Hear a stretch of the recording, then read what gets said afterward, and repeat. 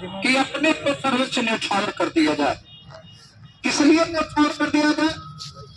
सुभाष चंद्र बोस ने जो न्यौछावर किया, उनके सामने अंग्रेज थे, देश गुलाम था और लोगों को इकट्ठा करके आईएएस बनने के बाद वो अपने परिवार को अच्छी तरह पालन पोषण कर सकते थे, अपनी माँ पिता की खुशी के लिए पैसे इकट्ठा कर सकते थे, महल खड़ा कर सकते थे। लेकिन उन्होंने कहा नहीं, ये छोटी चीजें हैं, तुच्छ चीजें हैं, हम जिसलिए बने हैं, जिसलिए प्रकृति ने हमको बनाना है, हमारा एकमात्र उद्देश्य है कि अपने को खत्म करके, अपने की बलि चढ़ा करके और देश को आजाद कराना। सुभाष चंद्र बोस इन मुद्दों को लेकर के वो सबसे पहले आगे बढ़े थे। जब आगे चलेंगे तो आगे चलने के बाद सबसे पहले आपका अपने ऊपर कॉन्फिडेंस होना चाहिए, अपने ऊपर विश्वास होना चाहिए। और जब आपका अपने ऊपर विश्वास होगा तो निश्चित है कि लोग आपके ऊपर विश्वास करेंगे। और जब आप ही सोचोगे कि आगे मैं चलूंगा तो कहीं ऐसा तो नहीं है कि पीछे वाले लोग भाग जाएंगे, ऐसा तो नहीं है कि समाज हमारा मजाक उड़ाएगा, ऐसा तो नहीं है कि लाठी मेरे ऊपर लगेगी तो लोग हमको छोड़ के भाग जाएंगे, हमारा मजाक उड़ाएंगे। वो व्यक्ति ऐसा नहीं सोचता है, उसको अपने ऊपर विश्वास होता है कि चाहे जो भी परिणाम होगा हम उसको झेलेंगे, लेकिन अपने विचारों को हम आगे बढ़ेंगे।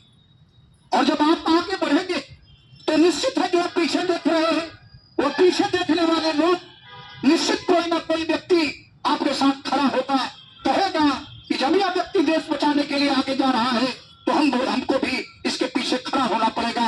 और जब हम इसके पीछे खड़ा होंगे, धीरे धीरे करके विश्वास जब बढ़ेगा तो एकता अपने आप पैदा हो जाएगी, और एकता पैदा हो जाएगी तो एक संगठन तैयार हो जाएगा। एक संगठन ऐसा होगा कि हम देश के लिए न्यौछावर करेंगे। दूसरा उसके विपरीत तैयार होगा, वो सोचेगा कि मिलकर के हमको लाभ कमाना है। दो वर्ग अपने आप हर समय तैयार रहता है। और ठीक इसी तरीके को आगे लेकर के सुभाष चंद्र बोस आगे बढ़े थे, और आगे बढ़े थे एकता, विश्वास और बलिदान। या किसी भी संगठन में सबसे बड़ी जरूरत होती है, और इसी पायदान पर व्यक्ति आगे बढ़ता है। हमने तमाम सारे क्रांतिकारियों को पढ़ा, हमने तमाम सारे लोगों को पढ़ा। हमने एक बार इस्लाम की रचना की है मोहम्मद साहब, उनको जब मैं पढ़ा तो उनकी भी कहानी इसी से निकलती है कि वो जब कह रहे थे कि लोकतंत्र आएगा, ये जो पूंजीवाद है वो खत्म होगा, गरीब भी अमीर बन सकता है, अमीर जो आज बना हुआ है जिसके पास सारे भोग के साधन है वो खत्म हो सकता है। जब यह बात लोगों को बताना शुरू किए तो पिछले भी राजवाड़े थे उनके दुश्मन बन गए थे। और जब उनके दुश्मन बने हुआ तो वो जिधर जाते थे उनके ऊपर गंदा, उनके ऊपर पत्थर फेंके जाते थे।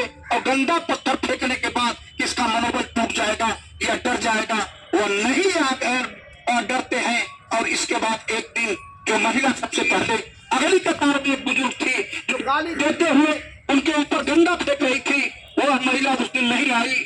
और जब मोहम्मद साहब पूछे कि वो माँ कहाँ चली गई जो रोज अपना काम करती थी, आज काम करने नहीं आई, तो लोगों ने कहा कि ये तो रहना है कि कोई नेक इंसान है, जितना गलत काम हम लोग कर रहे हैं और हमको माँ कह रहा है, हमको भाई कह रहा है। और जब उसके दरवाजे पे मिलने जाते हैं तो क्रांति प्रस्फुटित होती है। और जब क्रांति में प्रस्फुटित होती है, जितनी भी पत्थर फेंकने वालों की भीड़ थी, गंदा फेंकने वालों की भीड़ थी, वो उनके साथ खड़ी हो जाती है। और जब साथ खड़ी होती है तो राजवाड़ों का नाश होता है। ठीक है, यही उठा करके देख लीजिए, आप जिनको भी देखेंगे, जिनका भी इतिहास पढ़ेंगे, ये नारियों की शिक्षा की लड़ाई जब सावित्रीबाई फुले लड़ रही थी उनके साथ भी यही घटना घटित हुई थी। उनके साथ भी यही होता था, ये हुआ था। जब उनके पति उनको पढ़ाए लिखाए और पढ़ाने लिखाने के बाद उन्होंने कहा नहीं, अब महिलाओं को पढ़ाया जाएगा, जब तक महिलाएं शिक्षित नहीं होगी तब तक समाज में बगैर बराबरी खत्म नहीं होगी।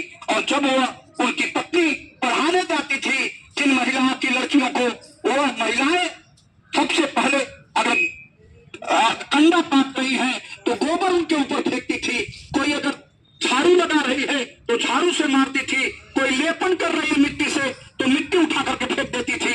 लेकिन वो हार नहीं मानी और जा करके वो एक कपड़ा जो पहन के जाती थी वो उसको जा करके स्कूल में बदल लेती थी और दूसरा दूसरा जो झोले में कपड़ा लेके जाती थी उनको पहनती थी। आज जो महिलाएं शिक्षित हुई हैं और तमाम सारे क्षेत्रों में जो आगे बढ़ी हैं, वो कहीं ना कहीं सावित्री बाई फुले का जो योगदान है उसको किसी भी कीमत पर भुलाया नहीं जा सकता। इसी तरह से ईसा मसीह के साथ भी यही घटना हुई, उनको भी सूली पे चढ़ना पड़ा। तो दुनिया के अंदर जो आगे चले लोग हैं, दुनिया के अंदर जिन लोगों ने घर बराबरी खत्म किया है, दुनिया के लोगों ने भ्रष्टाचार खत्म किया है, गुलामी खत्म किया है, उनको चुनना पड़ा है। और इसी चुनाव में भगत सिंह ने अपने को फांसी के फंदे पर चढ़े। वह चाहते तो जाकर के माफी मांग सकते थे, वह चाहते तो समझौता कर सकते थे कि ठीक है हमको ये सारी चीजें तुम दे दो, भौतिक चीजें मैं माफी मांग लेता हूँ, मैं नहीं आजादी की लड़ाई में रहूंगा।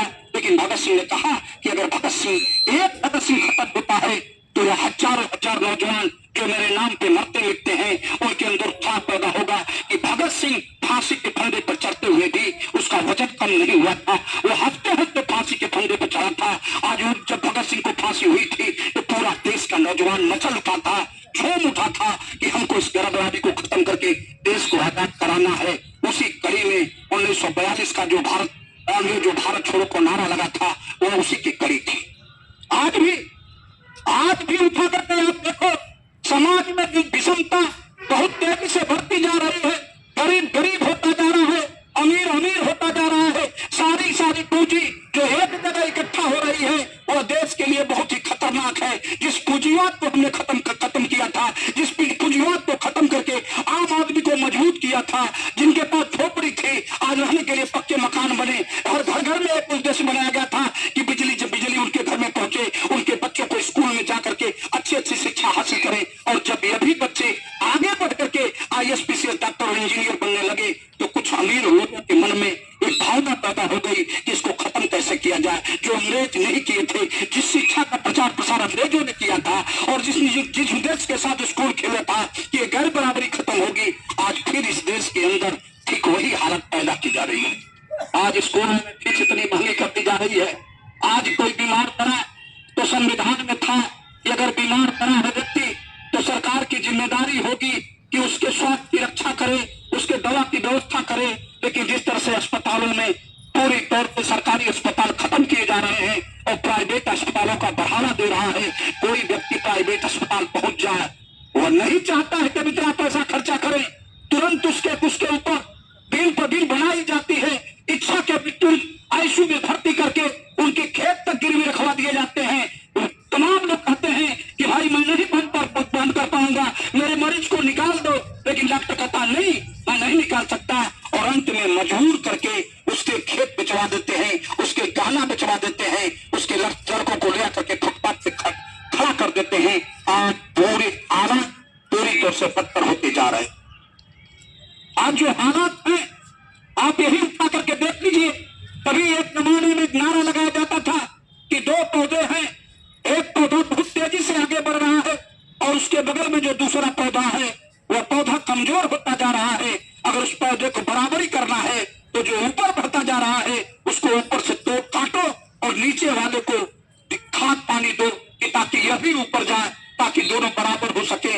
आज तो हालत यह है कि जो पौधा जा रहा बढ़ रहा है उसी को पूरी तौर पर खाद भी दी जा रही है और नीचे वाले को मारा जा रहा है। यह पूंजी का कंसेप्ट यही है कि पूंजी जब कुछ लोगों के हाथ में होगी तो वह भगवान हो जाएंगे, और जब पूंजी जिनके पास नहीं होगी वह दरिद्र नारायण हो जाएंगे।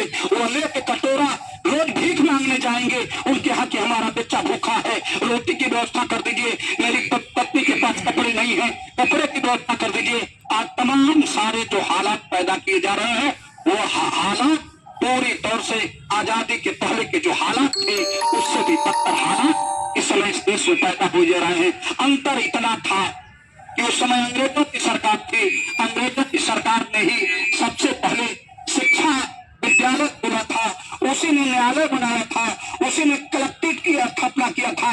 उसकी सोच थी कि हम पूरी तौर से जनता को पूरी सुविधा देंगे। लेकिन आज की जो सरकारें हैं उन सरकारों में आज पूरी तौर से ऐसी व्यवस्था पैदा की जा रही है कि जो इनके पास है, इनके पास जमीन है तो कैसे इनकी जमीन कुछ व्यक्तिगत पूंजीपतियों के पास चला जाए।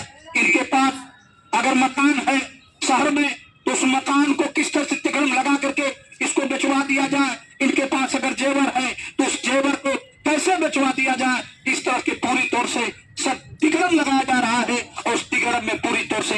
सरकारों का हाथ होता जा रहा है। इसलिए आजाद संगठन ने जो ये मानसिक बैठक करके भाई हम श्याम मनोहर विश्वकर्मा के विचारों से सहमत है कि कोई भी विचार लेकर के सबसे पहले जनता के बीच में जाना पड़ेगा। जनता के बीच में जाएंगे।